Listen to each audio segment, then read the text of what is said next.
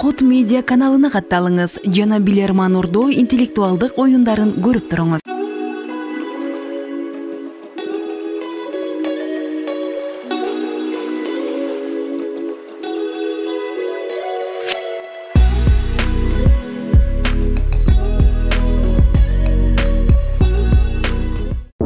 Assalamu alaikum урматтуу телекөрүүчүлөр. Кутмандуу кечиңиздер менен айымдар жана мырзалар, күйөрмандар. Күзгү сериялар 7-чи тур. Мына ошентип биз кайрадан сиздер менен бүгүн телекөрүүчүлөргө каршы Семетей Амиралиевдин командасы келген. Мына ушул команда бүгүн биздин Ордого чакырылган. Анда эмесе мен команданы Ордого чакырууну баштаймын. Акбермет Суранали кызы команда мүчөсү, тарых сабагынын мугалими.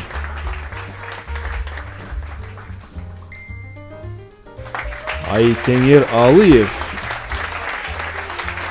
келечектеги куруучу, учурда студент.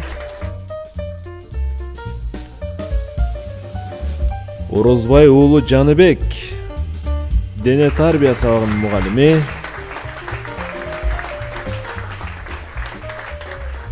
Эрлан Шамирзаев, келечектеги куруучу, команда мүчөсү.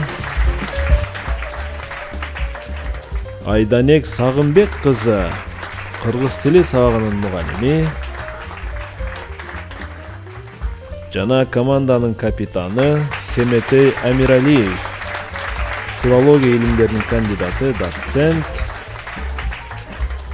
Мына ушул команда бүгүн Премьер-лига үчүн ат салышат.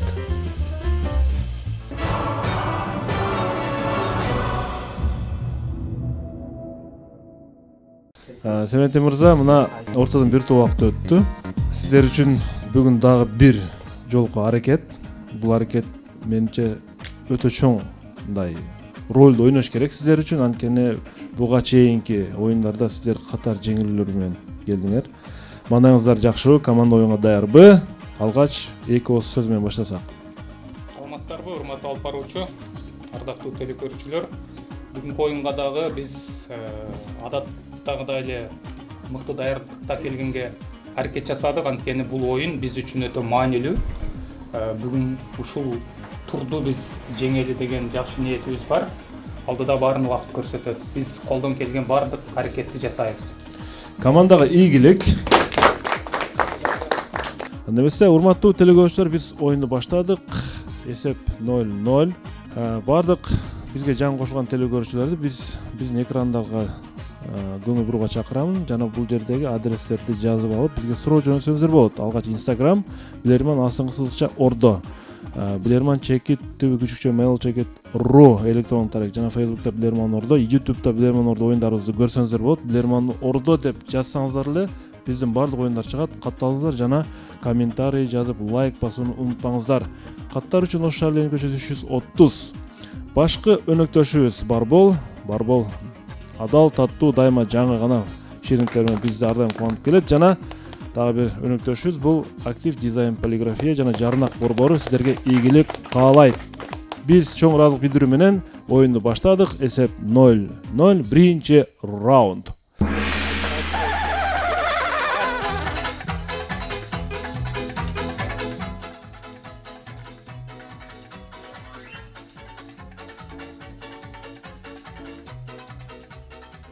Биринчи раунд жана биринчи суроо сиздерге каршы. Фатима Жейналиева, Каракулжа район тургуну экен. Ушул суроонун ордуна ойнотобуз. Маркумдар үнү китебинде мына ушундай бир окуяны эстеп калдым дейт. Ал жерде билесиздер, белгилүү инсандардын өмүр таржымалы, алар тууралуу кызыктуу фактылар, окуялар камтылган. Эстерди темирдей катуу тартипте кармаган Сталин жөнүндө бир топ маалыматтар айтылат. Ошол Сталин өмүр өткүнчө жашоосунда ушул нерсеге эч бир маани берип кызыккан эмес экен да. Катаал деп билебиз Сталинди. Бирок ал ушул нерсеге чындыгында кызыккан эмес экен да. Кайсы бир нерсеге кызыгышы мүмкүн, бирок ушул нерсеге ал такыр кызыгып маани деле берген эмес экен да. Эми урматтуу билермандар, Сталин такыр кызыкпаган, маани бербеген, кандай сыр бар? Ал бул нерсе анын өзүнүн жеке жашоосуна дагы байланышкан нерсе. Минута кетти.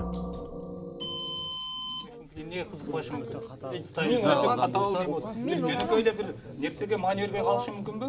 Жөнөкөй нерсе. Катаалдыгын эске алып, мүнөзүнүн катаалдыгын эске алып айтып атат да, жашоосунда да, жеке жашоосунда дагы деп атат. Аялны душман келсечи, баягы бир жерде айтылат го, баягы. Жок, аялдын өзү эметип койгон. Мындай туюк эле бир нерсе болуп калды да, мен суроо. Мен суроо түшүнбөдүм азырчы. Жакшы суроо, мындай. Жок, бул жөнөкөй Түшүнбөдүм да мен дагы. маани берген эмес да, жөн эле нерсе. Эмнеге маани берип, окууга маани бербеши мүмкүн? Мисалы, балдардын окуусуна маани берген эмеспи же үй бүлөлүк жашоосуна маани берген. Баягы эле Кызыккан эмес деген сөз дагы башка нерсе да. деген жерлери бар билесиз. Маани берген менен кызыккан дагы башка да. Не, оюнга кызыккан эмеспи мисалы? Учакта учканга анча жанагы маани бербеген жана учактан корккон го. Же мисалы, эс алган эмес же. А учактан корккон. Мүнөзү катаал менен кызыкпады деген байланыш керек. Уч көрбөгөн экен да. Вариант чыгарыла бар. Боорукерликке кызык, кайрымдуулукка кызыккан эмеспи? Агай, өзүнүн үй бүлөсүндө да Таш көрбөгөн Мисалы, кайрымдуулук жасаган эместир балким. Көрбө жана элде жана салып. өзүнүн үй бүлөсүгө кызыккан эмес. балдарын анткени кызы дагы баласы дагы жашоодо мындай өзүнүн эмесин табылбай Үй калат. бүлөдөгү тарбияга кызыккан эмес. Ошол жакта бул иш менен Иш менен жүрө берген. Маани берген эмес. Демек катаал деген Семете мырза, катаал мүнөздүгү эмнеге? убакыт аяктады. Сталин кызыкпай маани да берген эмес экен да ошол нерсегечи жашоосунда. Таптакыр кызыкпаган. Эмнеге кызыкпаган? Семете мырза. Анын жеке жашоосуна да байланыштуу. Түшүнөсүз? Урмат алып баруучу Жаныбек мырза жооп берди. Жаныбек мырза. Урматтуу алып баруучу, биздин командада мындай алгылыктуу жооп болбоду. Ошого карабастан биз бул үй бүлөсүндөгү тартипке, үй бүлөсүндөгү семьясында болгон тарбиялык маанисиге кызыккан эмес. Өзү иште болуп, ошол учурда только иш менен болгондугу үчүн балдарын тарбиялаганга убакыты болбой калганда ошого кызыга албай калган. Демек ал өзүнүн үй бүлөсүнө маани берген эмес. Ооба. Жооп кабыл алынат. Эми мен туура жоопту айтайын. Ал Сталин таптакыр кызыгып маани бербеген нерсе Семете мырза. Эч убакта аял затына кызыккан эмес. Семете мырза. Тагыраак өзүнүн аялына да кызыккан эмес. Маани да берген эмес. Ошол себептүү өзүнүн аялы билесиздер эмне болгон, Акбермет бир аз мындай бу жерде басымды балдарына жасап атасыңар да силерчи. Агай өзүн аса алат да. Балдарына жасап атасыңар да, үй бүлөсү. Бу жерде негизги маселе Семете мырза аялына. Эч убакта аял затына кызыгып бир мындай бир сүйлөгөн да эмес экен да. Сталиндин ушундай мүнөзү болгон экен. Урматтуу билермендер. Азырынча эсеп 1-0. Телекөрүүчүлөр тарапка биринчи эсеп ачылды. Жана суроо ээси Фатима. Оюн улантылат экинчи раунд. Экинчи раунд. Маркумдар үнүн толук окуп чыккан барбы команданын курамында? Семете мырза. Жок, урмат болуп баруучу мен билбейм. Бул жак окуптур. Көчкөн Сактанов. Ким, Жаныбекпи? Акбермет. Ушул фразалар эсиңизге келбедиби? Цитаталар? Майрам Корчубекова, Алабука району тургуну, силерге каршы суроо берет. Жюль Ренар мындай деп айткан эди. Адамдын жүрөгү эгер сезимдерге толсо, анын башынан акыл чыгып кетет деген. Ал сезим менен гана алек болуп калат дагы, акыл чыгып кетет деген. Кудум ушул нерсе сыяктуу дептир. Урматтуу билермандар. Эмнеге окшоштурган Жюль Ренар бир нерсе окшоштурганда? Урмат алып баруучу. Эрлан мырза колун көтөрдү. Эрлан? Адамдын жүрөгү сезимдерге толгондо акыл башынан чыгып кетет дегенде бул кум сааты болот. Ал биринчи кум саатта оодарып койсо үстүндө башы болот, астында жүрөгүнө түшөт деген маанини билдирет. Эсеп 1-0. Кум саат сыяктуу адамдан акыл чыгып кетет экен. Ошон үчүн бардык ой пикирди сезимдерге толтурбаш керек экен Семете мырза. Баш иштебей калышы мүмкүн экен. Урмат алып баруучу эмоцияга алдырганда адам акылы иштебей калат да. Бул жерде менимче романтика назарга тутулган, менин оюмча.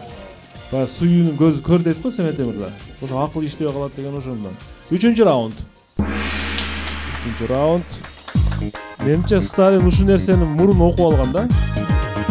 Мурун окуп алып туруп, анан кийин кой мен акылым сактайын деп туруп, менимче ушундай кадамга барышы мүмкүн.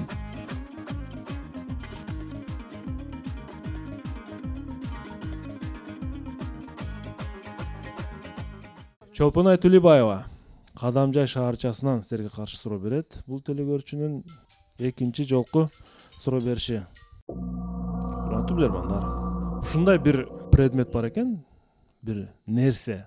Ал предметке эркектер дагы, аялдар дагы, жаш балдар дагы, карылар дагы бирдей мамиле жасашат экен ушул буюмга. Ал нерсе келгенди күтүп алып, кеткен менен коштошот экен. Ушул нерсе келгенди күтүп алат да, кеткен менен коштошот. Урматтуу билермандар, кайсы предмет жөнүндө сөз кетип жатат? Кетти минута. Агай, жанагы чөгүн. Келгенди тосуп кеткен менен коштошот. Мисалы үчүн келген тамак жеп чыккандан кайра колун жууп кетсе. Бирдей мамиле жасайт деген эмне? Бардыгына бирдей. Бир чөгүнө суу атпай бардыгына. Башка вариант. Жаш балага деле суу куюп бербейт да бизде. Куйса берет, куят да. Жок, кары дагы, аял дагы Предмет нерсе деди да. келгенди күтүп алат. Домофон дейин десең, домофон бардык жерде жок, туурабы? Жок, мындай өтө айырмалуу жергесин сәл кыйын нерсе болуп калат. Кеткенди узатат деген дагы бир чоң мандем бар да ошол жерде дагычы. Чөгүн эле жакшы вариант агай. Коштошот деп атат, коштошот. Кадимкидей коштошот деп атат. Коштошкондо эмне кылат адамдар? Предмет менен коштошпойт адамдар. Ключ? Үйдү ключ. Ключ менен кантип коштошот? Кайсыга токтодук, макул, кайсыга? Чөгүн эле. Менин оюмча мен эшикке токтодум. Эшик болбойт, чөгүн. Аны айткылачы. Чөгүн эшик болбойт агай. Өттө эшик болбойт. Чөгүн жакшы вариант. Семетей мырза, бул кайсы буюм? Чөгүндү айтып берем да. Урматтуу алып баруучу Айданек жооп берет. Айданек. Урматтуу алып баруучу, биздин жооп ошол конок келгенде үйгө колго суу куюп тосуп ала турган буюм. Бул чөгүн деп ойлодук. Чөгүн абдесте кумган. Караңыздар, бир предметтин 3 аталышы бар экен биздечи. Ооба. Мен туура жоопту айтайын. Урматтуу билермандар, бул талкууда дагы айтылды негизи. Талкууда айтылды. Балким кумгандыр. Айданек, сиз кабатыр болбой туруңуз. Балким кумгандыр. Бул эшиктин туткасы, урматтуу билермандар. Эшиктин туткасы. Ар бир адам кармайт, кирип баратканда ачып кирет, кетип баратканда жаап коет. Эшиктин туткасы. Кирет, чыгат, урматтуу билермандар. 2-1 азырынча эсеп. 2 мүнөттө табылбаган жооп, 2 минута кетти, 2 минута кетти. Семетей мырза өзү да кайра эшикти ачып кирет деп айтып атты, бирок акыры келип биринчи өзү эшиктен киргенден кийин кол жуат Семетей мырза. 4-чү раунд.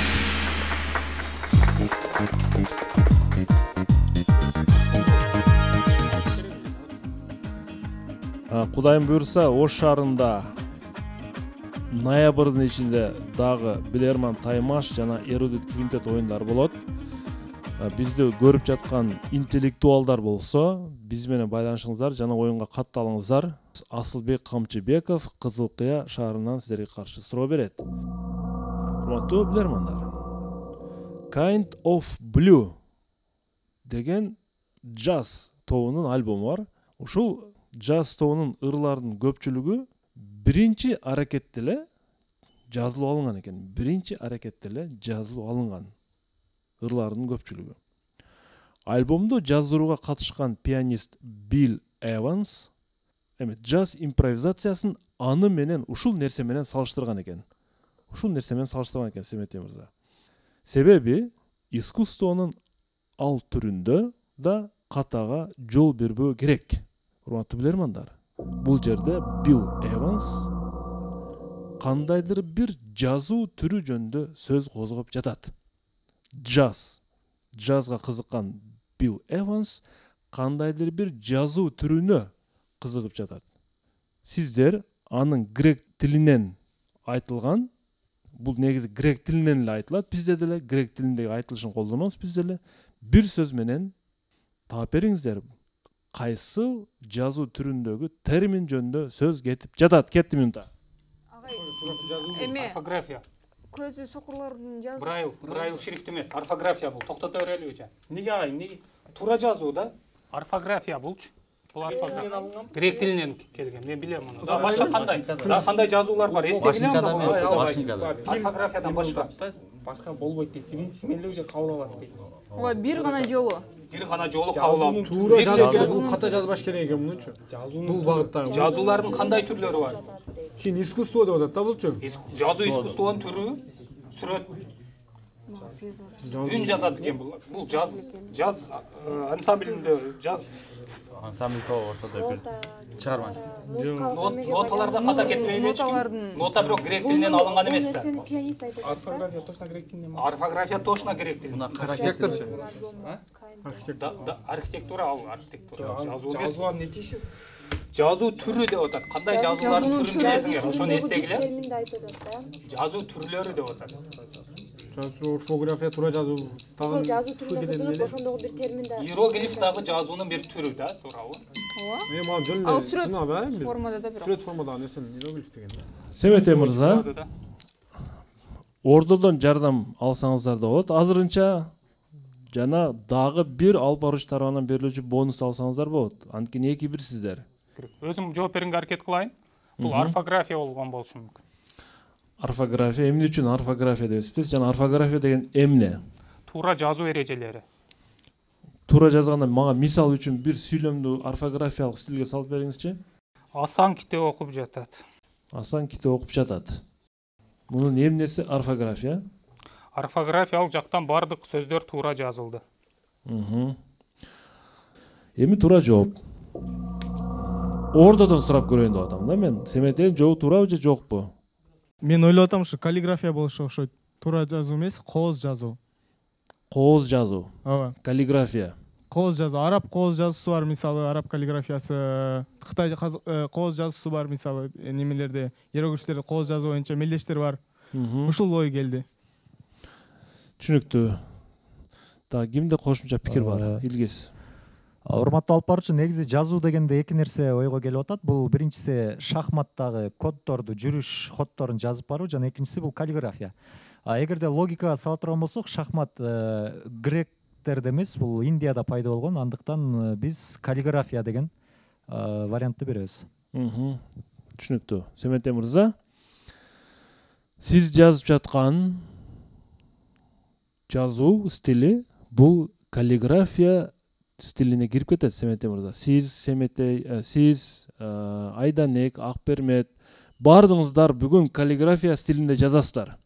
Эгерде кимдин колу сулуу болсо, бул анлык каллиграфия боюнча мыкты жазган болот. Жаз стили музыкалык стиль болгондуктан булардын ырлары бир эле ушуна үзбөй, тексттерди үзбөй жазгандыктан ошол new эмне дейт?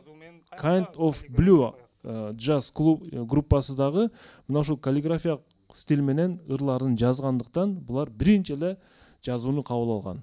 Жана ошол Билл Эванс аябай ушулга таң калган экен да. Каллиграфия термини жөнүндө сөз болду, урматтуу билерман. Эсеп 3-1. Эсеп 3-1. Oyun улантылат. 5-чи раунд.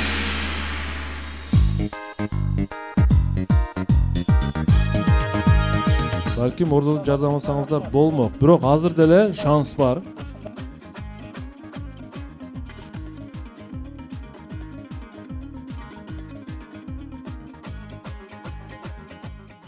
Гүлөда Шымырзаева Бишкек шаарына силерге каршы суроо берет. Мен суроосун окуйм. Бул окуялардан кийин кайсы бир окуя айтылып атат? Бул окуялардан кийин британиялык жаш балдардын арасындагы жаракаттар же болбосо кандайдыр бир жаракат алуулар бир нече жумага кескин түрдө азайып кеткен Англияда. Урматтуу билермандар, ал окуялардын ар бири менен кайсыдыр бир ысым тыгыз байланышып келген. Кайсыдыр бир ысым, белгилүү ысым ушул окуяларга байланыштуу болуп жатат. Кетти. Менче Гарри Поттерди көрүп адамдар ойнобой калган да. Эшикте, сыртта ойнобой калган жаш балдар туурабы? Ал Гарри Поттерди мындай томдуктарга кино көрүп эле отурганда туурабы? Бирок 2-3 жума эле деп атат да бул жердечи. 2-3 жумада көрүп бүтөбү кинону? Италияда деди. Британияда. Нелер болгондо кайсы? Жана Британияда жана сагызды жолго таштабоо үчүн Кайсы бир ысым?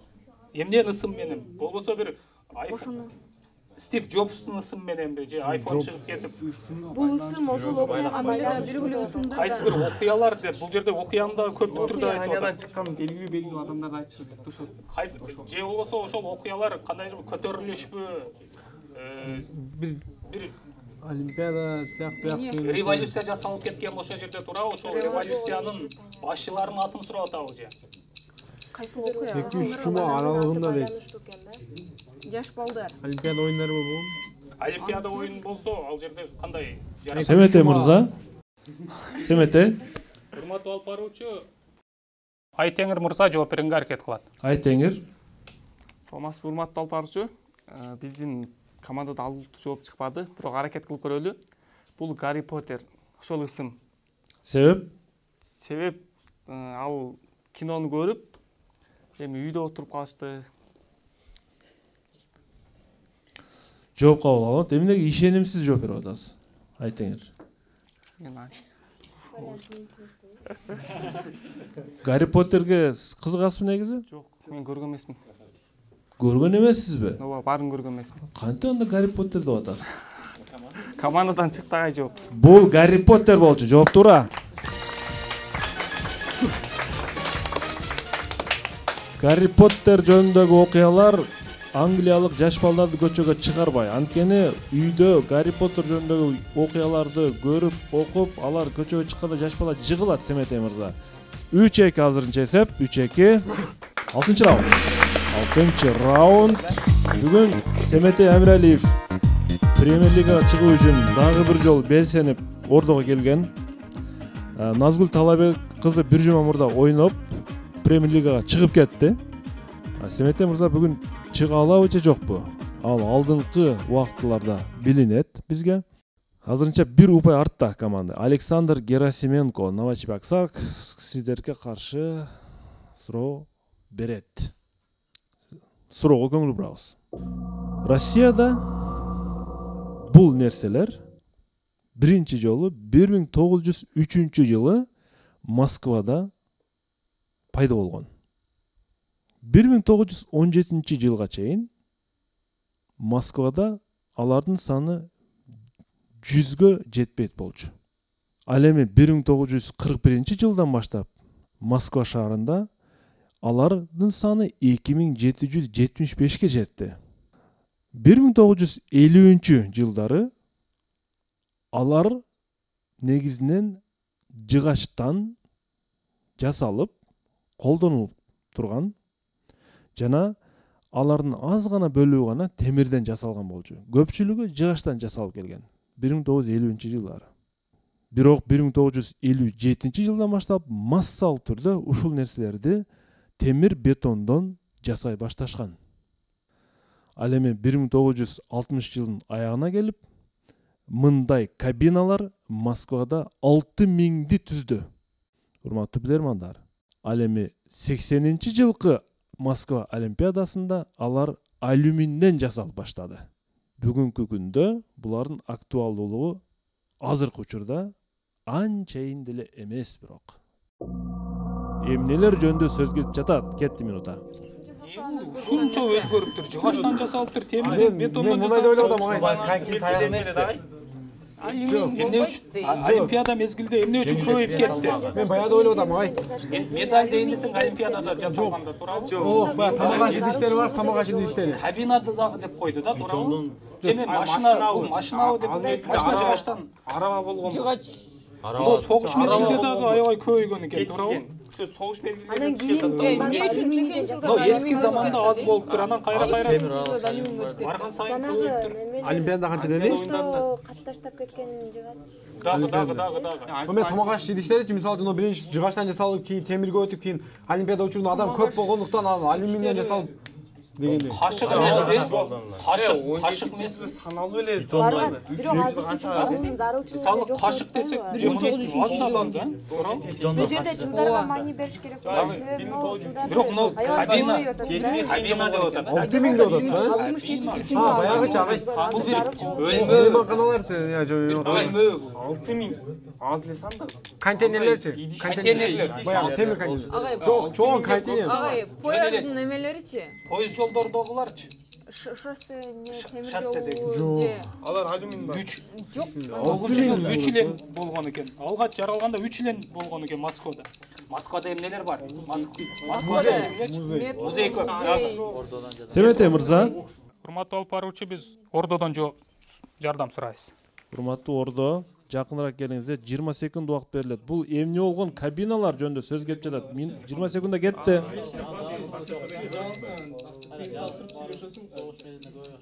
Кабина деп атат да. Кабина. Да, башка барбы жок? Олимпиада үчүн Дагы башка жок. Агай, Азыр ар бир адамда там не кереги жок. Азыр ар бир колдо телефон бар. Алюминийден жасаган дейсиңерби ошону? 80-жылдары. Ордон жардамы бүттү. Семете мырза. Ким жооп берет? Урматтуу алып баруучу, биз Ордодон жардам алдык. Ордонун жардамына таянып мен өзүм жооп бергенге аракет кылайын. Бул жерде телефон будкалары жөнүндө сөз болуп атат деп ойлодук. Телефон будкалары. Анткени сиз акырында сөзүңүзгө кошуп кеттиңиз. Азыр бул нерсе анча актуалдуу болбой калды дедиңиз. Ошол эле учурда сиз кабина деген сөздү да коштуңуз. Маселен, 1960-жылдары жарандар ушул кабинага кирип телефон чалууларды жүргүзүп, аябай активдүү болуп кеткен болуш керек. Ошон үчүн 6000 даана болгон болушу мүмкүн Москвада. Ушуга таянып биз телефондук сүйлөшүүлөрдү жүргүзө турган жанагы телефон аппаратурасы орнотулган будкалар деп ойлодук. Телефондук күркөлөр. Күркө дейт. Будка эми орусча болуп калат экен, күркө. Телефондук күркөлөр. Бүгүнкү күндө демек Москвада булар бар азыр эле. Бирок актуалдуу анча эмес дедим. Ал эми Москва олимпиадасында булардын саны көп эле болгон, жана алюминден жасалып баштаган. Булар телефондук күркөлөр. Ордон жардамы туура. Жооп туура, жана бирок барат болот дагы. Команданын талкуусунда телефондук күркө деген сөздү мен уккан жокмун. Семете мырза, Ордо сиздерди жакшы куткарып кетти. Ордого ыраазылык билдирсеңиздер болот менимче. 7-раунд.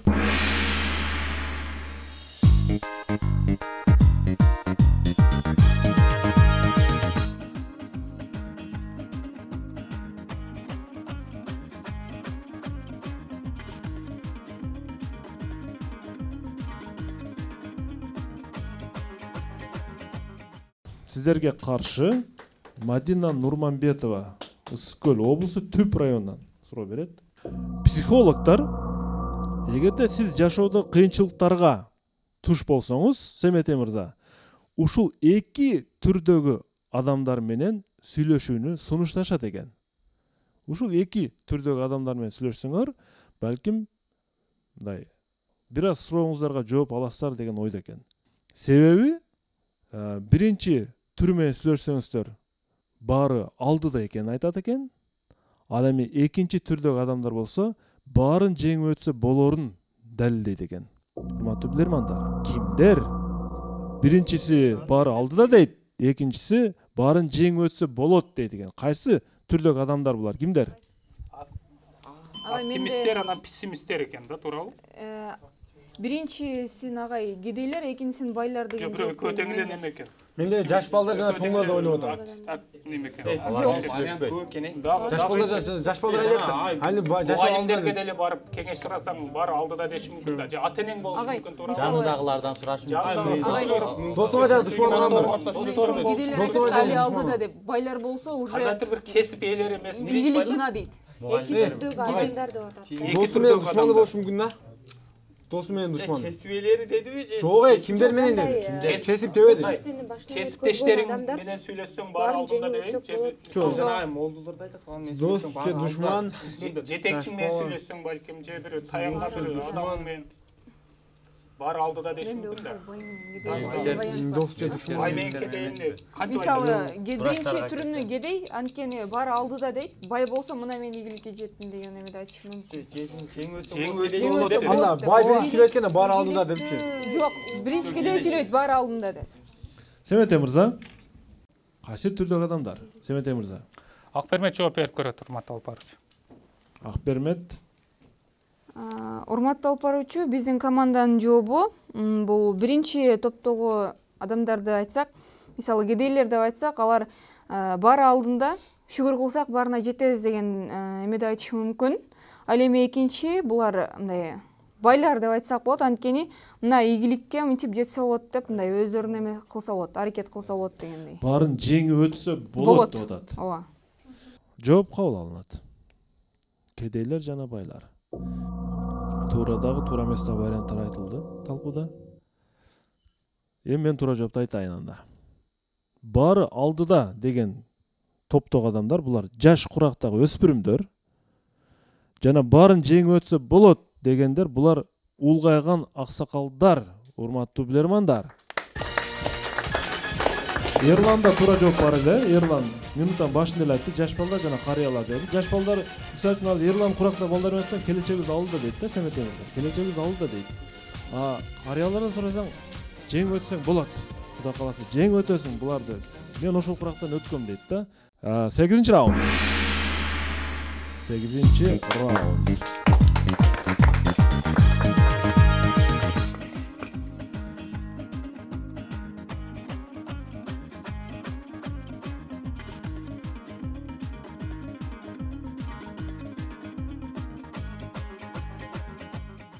Актив дизайндан суроо, урматтуу билермандар. Актив дизайн сиздерге мындай фото суроону берген. Семетей мырза, көрүп турасыздар. Бул Турциянын Мардин деп аталган шаарындагы 15-кылымда курулган Гасимия деп аталган медресенин ички көрүнүшү. Бүгүнкү күндө бар бул туристтер барып кирип көрүп чыгып кетишет. Мен сиздердин назарыңыздарды, урматтуу билермандар, ушул медресенин короосундагы бассейн сыяктуу суу толтурулган аянтка бураар элем. Семетей мырза, ортодогу суу турган жер, маселе ушул жерде. Ушул суу толтурулган аянтты көрүп турасыздар. Бул жерде ошол убактарда, ошол кылымдарда, урматтуу билермандар, медресе устаздары кандайдыр бир максатта бул суу толтурулган жерди колдонушкан. Кандайдыр бир максатта ошол 15-16 кылымдагы устаздар. Урматтуу билермандар, эми сиздерге суроо. Бул суу толтурулган жерди медресе устаздары эмне максатта колдонушкан? Кетти минута.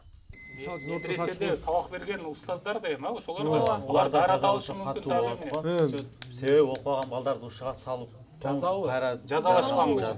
Же анда тунчулуп калат да бул жака өтсө. 15-16 кылым 1506 жылдары. Баягы болуш керек күн абай. Суунун ысытышы деле мүмкүн да? Жуунуш үчүнчү. Даарат алыш. Жылуу күндөн үстү ачык болот, жылуу температурада болот да суу. Үстү ачык сууга тарата алынбайт. Алынбайбы мындай сууга? Жок, эми негизи мындай. Жок, бул жуунганга дейм да. Дагы эмне кылыш мүмкүн? Суу эмне үчүн пайдаланат? Же кудук эмне үчүн пайдаланды? Бассейн. Эми ошол үстү ачык болот дагы ысык бирдей алды. Кандайдыр бир нерсени түшүндүргөнбү ушу суунун жардамында? Ошол кайрат баганда мен суу ките окуган. Уктап калбаш үчүн бутун салып алып ките окуганбы жана? Болушу деле мүмкүн. Бирок максат устаздар, устаздар. Туруктуу максат ал эмес. Максат. Эми бет ачык. Башка не кылат? Бете баягы олтуруп алып ките окугандар. Жаза катары колдонгонучу. Жок, жаза катары сууду колдонбосо керек. Семетей мырза. Ерлан жооп берип көрсүнчү. Ерлан мырза. Айдын, сен жооп бердиңби? Бербедиңби? Саламатсызбы, урматтуу албырчу. Биз бул жерде кечки убакта окуучулар жана агайлар чыгып китеп окуп, уйкусу келип кетпей кеч учурда бутун салып китеп окушкан деген ойго келип атабыз. кечки учурда бутун салып китеп окушкан. Уйкусу келип кетпеш үчүн. Жарыктык маселеси кантет анда? Бирок менде өзүмдө деле бир ой келип атат. Мисалы үчүн бул жерде суунун үстү ачык болгондо сууну жылытып күн жылытат деген нерсе деле ой келип атат. Сууну жылытуу максатында колдонушкан. Жылытып бир нерсеге иштеткен, жуунушуна жана башка нерселерге иштеткен болушу мүмкүн. Жооп кабыл алынат. Ордодо пикир барбы? Урматтуу алып баруучу, негизи мындай көлмөлөр мен билгенден Европа мамлекеттериндеги көптөгөн сарайларда бар, бирок ал жакта ошол күзгү кызматын аткарган билебиз да. Ал эми Туркияга бара турган болсок, анда медреселер ошол мезгилдерде билим берүү бир мекемелер катары кызмат кылганда мындан чыкты. Устаздар ошол жазуу иштеринде сыя баягы калемдерин ошол сууга тазалап, анан жазуу иштерин аткарган деген вариант бар. Балким ал эс тутумду же болбосо ошол бир ойду бир жерге чогултуунун ыкмасы катарында колдонулган болушу мүмкүн. Мен туура жоопту айтам. Караңыздар. Эмнегедир үстү ачык жерде жайгашкан. Бул жер эмнегедир үстү ачык жерде жайгашкан. Туура жооп. Караңкы кирген убакта, Семет мырза.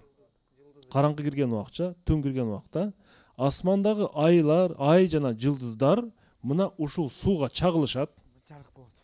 Жана мунун чекесинен кыркалай окуучуларды отургузуп, астрономия илимин үйрөтүшкөн ушул суудагы чагылышкан жылдыздар менен. Анткени такай асманды карап отуруу моюнду талытып жиберет, Эрлан мырза. Экинчиден адам жадап кетет. Асманды карап отура берсечи, окуучуларды тегеретип кылка отургузуп туруп, астрономия илимин окуткан. Бул жылдыз мындай аталат, бул жылдыз тигиндей аталат депчи, урматтуу билермандар.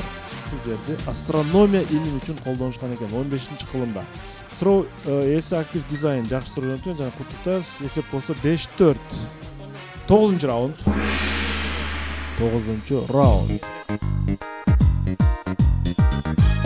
Мыкты суроолорду аныктап турабыз, урматтуу байкоочулар, магистрлер. Блиц раунд. 3 суроо 20 секундадан.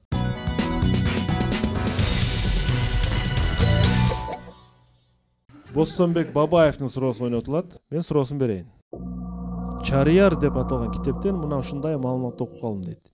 Азирети Адилеттүү Умар радиаллаху анхунун нускалуу сөздөрүнөн дейт. Эки түрдүү адам бар дейт. Алар жакшы болсо бардык адамдар жакшы болот.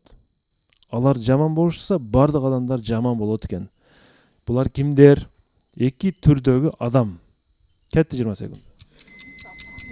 Эки түрдөгү адам. Мугалим дейин десең, бул эки түрдөгү аял, эркек дагы. Эне жакшы болсо балдардын баары жакшы болот деген сөз бар го. Экинчиси, экинчиси. Эне ата дейсиң. Эки түрдөгү адамдар бар. Булар жакшы болсо дини жактан болот да, дини жактанчы? Дини жактан уруп атат, туурабы? Нуска сөздөрдө. Деме, намаз окуган, намаз окубаган да. Намаз такыба адам же такыба эмес адам. Семет мырза. Илимдүү жана илимсиз дегендей. Айдан эки жооп берет. Урматтуу алып баруучу, биздин жооп. Кимдер булар? Эки адам. Биринчиси бул башкаруучу деп ойлодук. Ошол коомду, ошол элди башкарса, ошону көрүп түздөнүп, алар дагы жакшы үлгү алышат деген максатта. Ал эми экинчиси бул энелер же болбосо ошол эне деп айтсак болот. Себеби баягы апа кандай ошону көрүп түздөнөсүң, үлгү аласың, тарбия аласың дегендей. Негизи жакшы жооп болбоду, бирок ушул жоопту берип атабыз. Биринчиси башкаруучу, экинчиси эне. Эне. Мен туура жоопту айтам. Биринчиси бул чындыгында мамлекеттин башкаруучусу, мамлекет башчысы. Экинчиси бул имам. Имамдар экен. Имам жакшы болсо, бардык адамдар жакшы. Имам менен мамлекет башчысы жакшы болсо, бардык адамдар жакшы. Имам менен мамлекет башчысы жаман болсо, бардык адамдар жаман болушу Умар айткан экен муну, урматтуу билермандар. Эми команда бирөөсүн туура айтты, бирөөсүн туура эмес айтты. Кандай кылалы клуб? Канаттандыралы деп туралы, Кийинки суроо өтөбүз анда. урматтуу билермандар, биз аны дайыма көрүп жүрөбүз, ушул нерсени. Бирок аны биз көрүп турганыбызга анчейин деле маани бербейбиз. Бизге көрүнөт да бул. Көпчүлүк учурларда анын элесин көрүп калабыз. Тунук көрүнбөйт. Кээде элесин көрүп калабыз. Андан карап туруп биз аны көрүп турабыз деп элестетебиз. Урматтуу билермандар, бул адамдын өзүндөгү эле бир көрүнүш. Адамдын өзүндөгү бир көрүнүш. Кайсы учурда биз аны жакшы көрө албайбыз, кээде көрүп турабыз дейбиз, кээде көргөндө бир элестете беребиз. Адамдын өзүндөгү бир көрүнүш. 20 секундда кетти. Адамдын өзү. Кулак. Неге? Күзгүдөн көрөсүң, башка убакта көрбөйсүң. Көрө албайсың да. Көрүп тургандай болосуң. Элесин болот да.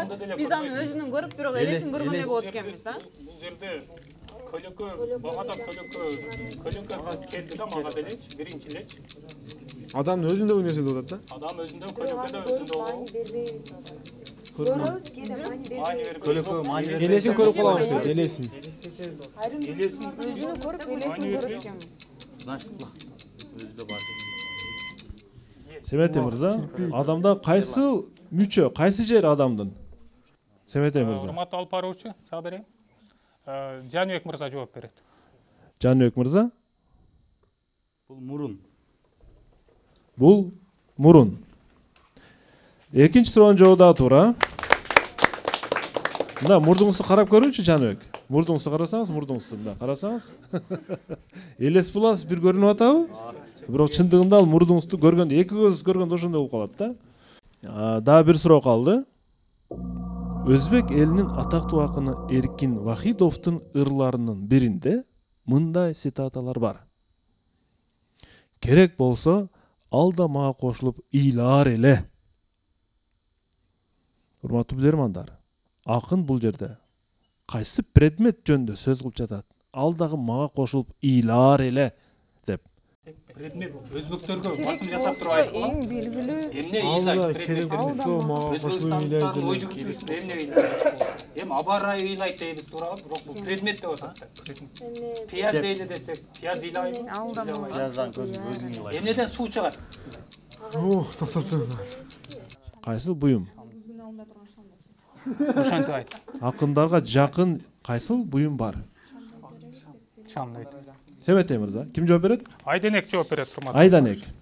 Урматтуу алып баруучу, биздин жооп шам. Эмне үчүн шам? Эмне үчүн? Бул эми өзбек элинин акыны айтып атат, анан ал ошол жазуу учурунда эми шамдагы эрип, ошону ыйлоого салыштырып айткан балким. Бул шам, жооп туура. Шам күйүп бараткан сайын ал кичинерип барат, жана ал ушинтип айткан экен. Демек, урматтуу билермандар, Блиц раундтун команда чыгып алды, ийгиликтүү чыгып кетти. Бир канааттандырарлык жооп менен бул Ордонун жардамы болду. Ордо сиздерди улантсын деди. Биз Ордонун чечимин сыйладык. Блиц раунд 4-5 кылып өзгөрттү. Жана биз андан ары оюнду улантабыз. 10-чу раунд. 10-чу раунд.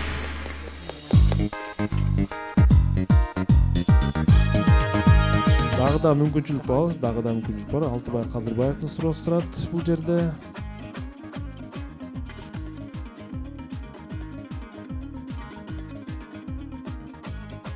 Алтыбай Кадырбаев Бишкек шаарынан сиздерге каршы суроо берет. Урматтуу команда. Россиянын Нижний Новгород шаарынан 40 чакырым алыстыкта жайгашкан Дзержинск шаарында студенттер күн сайын Нижний Новгород шаарына окууга барыш үчүн автобусту күтүшөт. Автобус аялдамадан токтой өтүп кетпеш үчүн студенттер кадимки башка жүргүнчүлөр катары эле сиздер көрүп турган сүрөттөгү кол жаңсоосун негизи автобус машинаны токтоткондо ушинтип токтотобуз, Ерлан, туурабы? Машина, таксини, автобусту кол көтөрөбүз да мына ушинтип. Студенттер автобус токтобой өтүп кетпеш үчүн ушинтпестен, сиздер көрүп турасыз сүрөттө, ушинтпестен алар башкача жаңсоону кылышат экен. Аны мен сиздерге көрсөтөм азыр. Эми сиздерге суроо. Бул жаңсоо эмнени түшүндүрөт? Айдоочулар bundan эмнени түшүнөт? Кетти. кетем деген. Туруп эле кетем. Места жок болсо туруп да кете берем деген, а? Андан башка да бул биринчи вариант. Студенттер туруп деле кете беришет. Эрте батсам болду деген май. Эрте батсам эле болду деген да. Алардын студент экендигин. Биз отурбайбыз, биз туруп кетебиз деген мааниде. Биз кары картаңдарга орун беребиз, а? Токтото берет да. Ооба. Да башка вариантта ойлойлучу. Бул Жансуу бир кандайдыр тамгага окшобойбу? Университеттин уусуга окшобойбу дегендей да. Жана Биз күчтүүбүз дегенге менче ал учунда экөөң көтөрүш керек. Анан башка да ойлоңгулачы, же токтоп башка вариант чыкпайбы башка? Бирок студенттин баштан башка окшош алардын башкалардан айырмаланып студент экенин баса белгилеп ошол студенттердин бул баягы арылар топ места жок, бирок жаштар туруп кете бериш үчүн чыга беребиз деген. Семете мырза.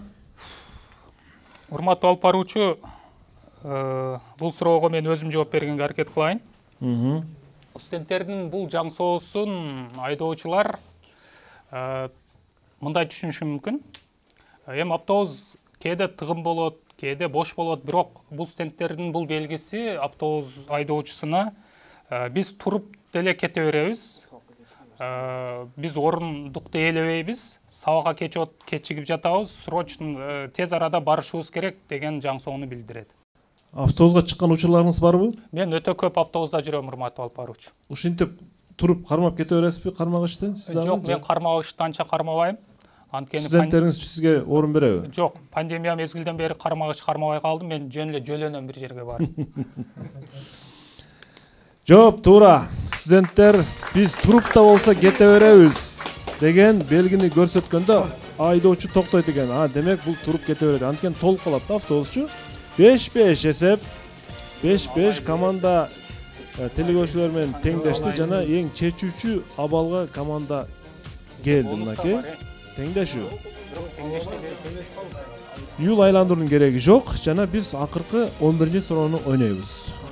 Демек сиздерге каршы Жахангир Кайнаровдун суроосу, Өзбекстан, Сырдария облусу. Демек урматтуу билермандар, эң акыркы суроону ойнойбуз.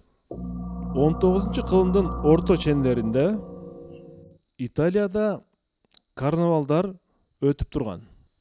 Ошол карнавалдардын акыркы күндөрүндө салттуу түрдө ат чабыштарды дагы уюштурушкан. Кадимки ат чабыш.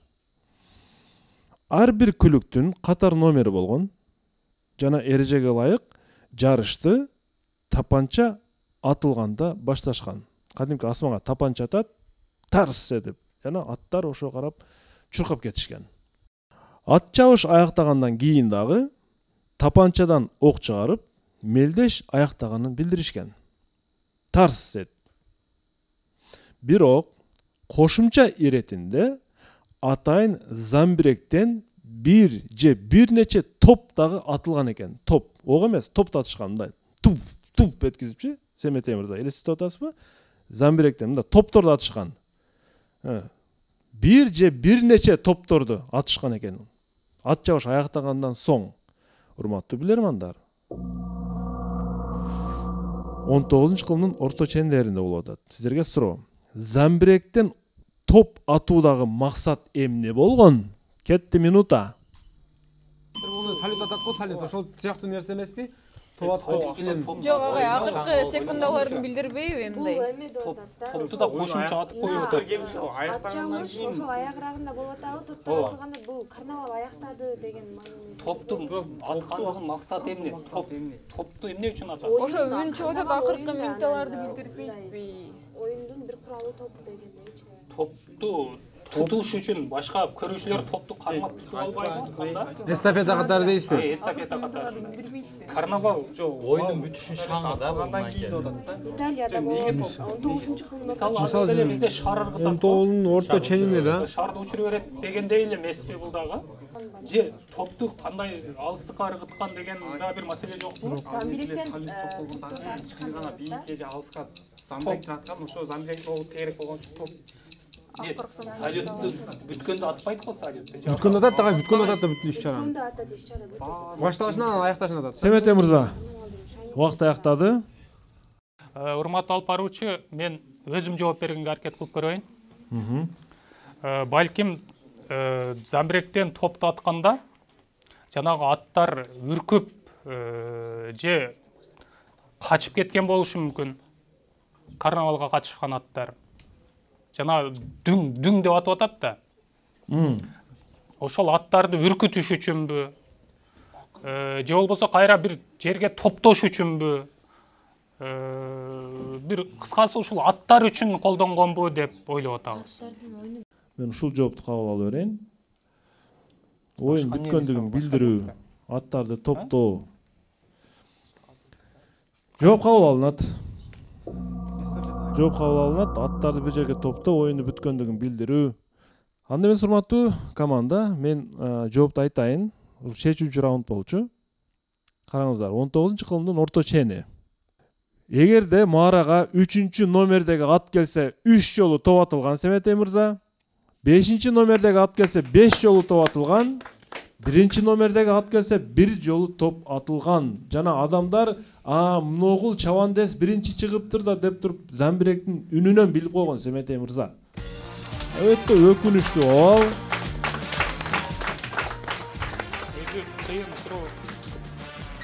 Кийин келиптир да. 6-5 оюн жыйынтыкталды. Команда кандай ойноду?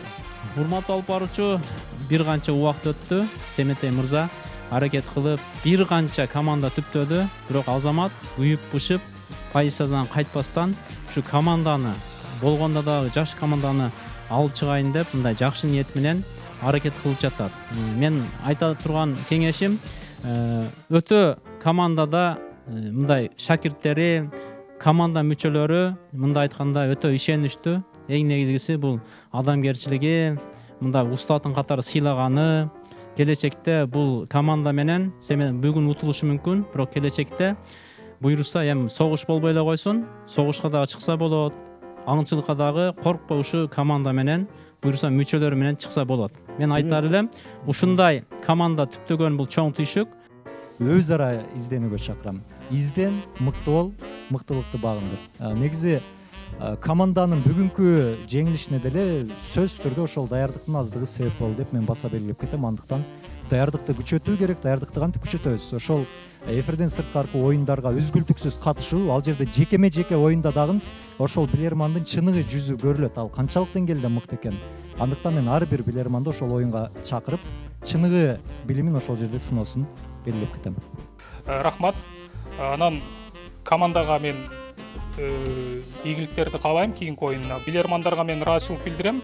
Бүгүнкү жакшы мыкты колдоо көрсөтүштү, ордонун жардамын дагы пайдаландык. Ал эми мыкты суроо деп биз дагы эле демөөрчүнүн суроосун тандап атабыз. Мен өткөндө дагы ушул демөөрчүнүн суроосун тандадым эле өткөнкү оюнда, адашпасам. Актив дизайндын бүгүн дагы ошол актив дизайндын астрономия илими жөнүндөгү 15-кылымдагы бассейн, медреседеги бассейн тагыраак. Медреседеги бассейн. Мардин шаарындагы Гасимия деп аталган 15-кылымдагы медресенин астрономия илимин окутуучу атайын суу топтолгон ачык жердеги бассейни жылдыздар тууралуу сабакты кечинде кылышкан экен. Ушул жерге чекесин отуруп алып. Мына ушул суроо бүгүнкү оюнда мыкты суроо болду. Семетей мырзага биз актив дизайндын акчалай сыйлыгын бонус катары берели, колдоо иретинде. Капитан бүгүн эми аракет кылды, 1-2 суроого туура да жооп берди. Анда эмесе, урматтуу телекөрүүчүлөр, биз барбол шерингтерин студияга алып чыгалы.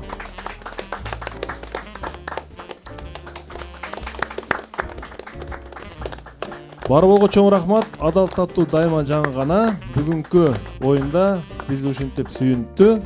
Урматтуу телекөрүүчүлөр, 7-тур соңуна чыкты. Буюрса кийинки жумада биз дагы бир команданы бул жерден күтүп алабыз. Ал команда демек Соорон Абылкасым уулунун командасы. Соорон мырза, жакшылап даярданыңыздар. Билеги күчтүү бирди, билими күчтүү болсо миңди жыгат. Көрүшкөнчө, ассалому алейкум. Аман болуңуздар.